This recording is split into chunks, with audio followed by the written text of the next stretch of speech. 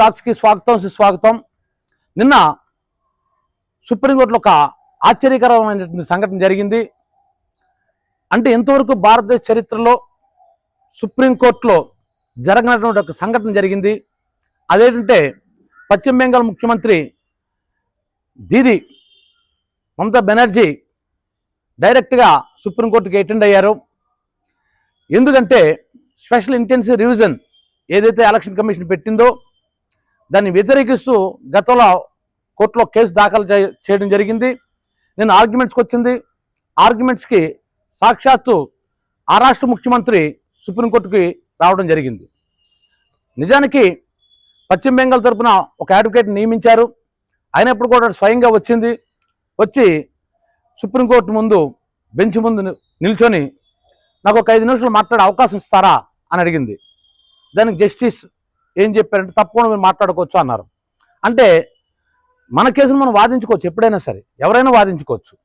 కాబట్టి ఆవిడ అవకాశాన్ని అడిగింది. కోర్టు దానికి ఓకే అన్నది, అభ్యంతరం చెప్పలేదు, యాక్సెప్ట్ చేసింది ఆవిడ తాలూకా అభ్యర్థనని. అప్పుడు ఆవిడ వాదన స్టార్ట్ చేసింది. 5 నిమిషాలు అన్న ఆవిడ 1/2 గంటకు పైగా ఆర్గ్యుమెంట్ చేసింది. ఎందుకంటే ఆవిడకి వీధి భాషల మీద పట్టుంది.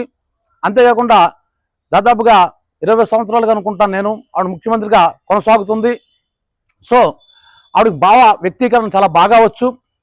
ఎందుకంటే పొలిటీషియన్స్కి ఖచ్చితంగా భావ వ్యక్తీకరణ రావాలి, వచ్చిన వాళ్ళు సక్సెస్ అవుతారు. మరి లాయర్స్ కూడా గొప్పగా మాట్లాడగలరు. కాబట్టి ఆవిడ కొట్టిన పిండే మాట్లాడడం అనేది. కాబట్టి ఫస్ట్ టైం సుప్రీంకోర్టుకు వచ్చి మాట్లాడడం అంటే మాత్రం ఇంతవరకు ఏ ముఖ్యమంత్రి కూడా చేయలేదు భారతదేశంలో. కానీ ఫస్ట్ టైం ఆవిడ రికార్డు సృష్టించింది. ఏదో వాదన కాకుండా చాలా చక్కగా మంచి ఆధారాలతో, ఒక విధంగా చెప్పుకోవాలంటే అక్కడ ఉన్నటువంటి అడ్వకేట్స్ అంతా కూడా అలా చూస్తూ ఉండిపోయారన్నమాట. అంటే ఆవిడ ఆర్గ్యుమెంట్ చూసి. ఇంతకుముందు ఈ ఎలక్షన్ కమిషన్ మీద రాహుల్ గాంధీ గారు కొన్ని ఆధారాలు కూడా సమర్పించారు. అదేవిధంగా ఈవిడ ఇంకా పక్క ఆధారాలతో చూపించింది. ఆవిడ చెప్పిన మాటల ప్రకారం ఒక పశ్చిమ బెంగాల్లో 1,50,00,000 మందికి నోటీసులు ఇచ్చారట. అలాగే 1,36,00,000 మందికి వరకు నోటీసులు ఇచ్చారట. అదేవిధంగా 58 లక్షల మంది ఓట్లు తొలగించారట. ఆవిడ అడిగే ప్రశ్న ఏంటంటే కొత్తగా ఓటర్లను చేర్చడం కోసం కదా ఉండాలి, లేదు అనర్హులని ఓట్ల నుంచి తీసేయడానికి ఉండాలి. కానీ ఇక్కడ చూసుకున్నట్లయితే ఇంత తేడా ఎలా వస్తుంది? 1,36,00,000 మందికి నోటీసులు ఇచ్చారు. ఇది ఎంతవరకు కరెక్టు? కొంతమందికి అది కూడా బీజేపీ పాలిత ప్రాంతాల నుంచి ఈ అబ్జర్వర్లను తీసుకొచ్చారట, ఆఫీసర్స్ని, ఈ ఎలక్షన్ కమిషన్కి సంబంధించి. సో వాళ్ళు ఈ ప్రక్రియ చేపడుతున్నారు. వాళ్ళకి ఇక్కడ మాండలికం తెలియదు, ఇక్కడ యాస తెలియదు, భాష తెలియదు. కాబట్టి వాళ్ళు పొరపడుతున్నారు, చాలా ఓట్లు ఆ విధంగా పోతున్నాయి అంటూ కొన్ని ఎగ్జాంపుల్ చెప్పారు. ఉదాహరణకి బందోపాధ్యాయ ఉంటుంది, అతని పేరు బందోపాధ్యాయ అయినా వాళ్ళు బెనర్జీ అంటారు. లేదా ముఖోపాధ్యాయ ఉంటే ముఖర్జీ అంటారు. అలాగే రాయ్ స్పెల్లింగ్లో ROY RAY రే. సో ఆ స్పెల్లింగ్ వాళ్ళు పలకడం వల్ల ఆ స్పెల్లింగ్ ఆ విధంగా తేడా వస్తుంది. అదేవిధంగా సాధారణంగా వాళ్ళు ఏంటంటే ఆకారం పలకరు, ఓకారం పలుకుతారు. ఉదాహరణకి అరుణ్ అని ఉందనుకోండి, వాళ్ళు ఎలా పిలుస్తారు? వరుణ్ అని పిలుస్తారు.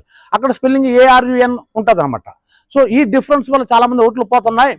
ఇంకో విషయం ఏంటంటే మన దేశంలో ప్రజాస్వామ్యం ఉన్నట్టా లేనట్టా, అసలు బీజేపీ ప్రాంతం నుంచి, పరిపాలిత ప్రాంతం నుంచి ఆఫీసర్లకు రావడం ఏంటి? 8,000 మంది పైగా ఇక్కడ ఆఫీసర్లు వేశారు. కాబట్టి వాళ్ళు బీజేపీకి సపోర్ట్గానే చేస్తున్నారు తప్ప మా రాష్ట్రానికి సంబంధించిన ఓట్లు తీసేస్తున్నారు.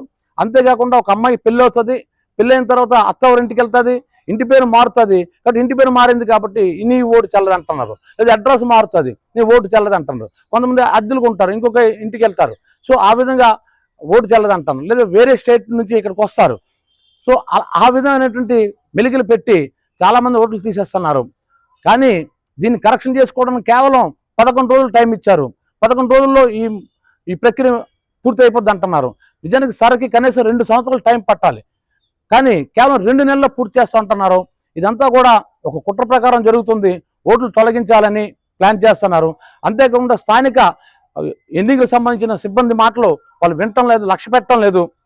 సో ఈ విధమైన అన్యాయం జరుగుతుందని చాలా కూలంకుషంగా, చాలా చక్కగా సుప్రీంకోర్టు బెంచ్ ముందు వాళ్ళకి అర్థమయ్యేటట్టు చాలా చక్కగా వాదించిన దీదీ నిజంగా ఒక చరిత్రలో నిలబడిపోద్ది. ఎందుకంటే ఒక సీఎం వచ్చి అలా సుప్రీంకోర్టులో మాట్లాడటం అంటే మాటలు కాదు. ఎందుకంటే మనం సాధారణ మన ప్రభుత్వాలు ఏం చేస్తుంటే కొన్ని కోట్ల రూపాయలు ఇచ్చి సుప్రీంకోర్టు న్యాయవాదులు పెట్టుకుని వాదింపజేస్తుంటాయి వాళ్ళ కేసుల్ని.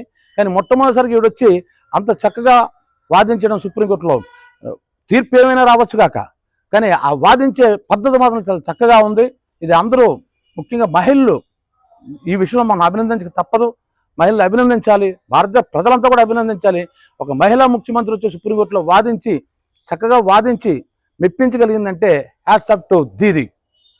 ఈ వీడియో మీకు నచ్చినట్లయితే మన్యాల్ సినీ టాక్స్కి లైక్ చేయండి, షేర్ చేయండి, సబ్స్క్రైబ్ చేయండి.